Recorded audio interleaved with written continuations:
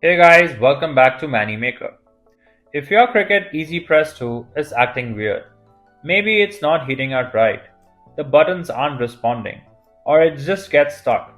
Don't worry, one of the quickest little fixes you can try is a simple power cycle. It sounds technical, but trust me, it's super easy. Let me show you how. First things first, go ahead and turn your EasyPress 2 completely off.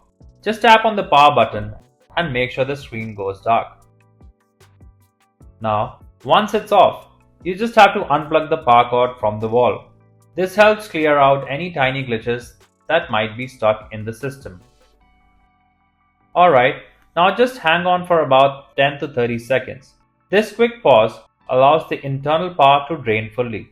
It's basically giving the machine a moment to reset itself.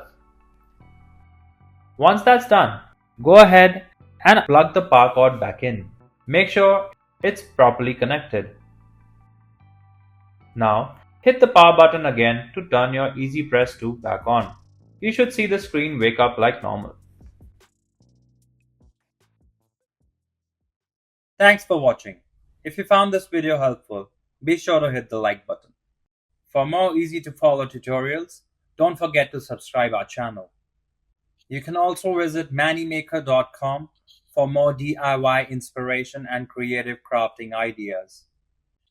And if you ever need technical support or guidance, just give us a call at the contact number shown on the screen.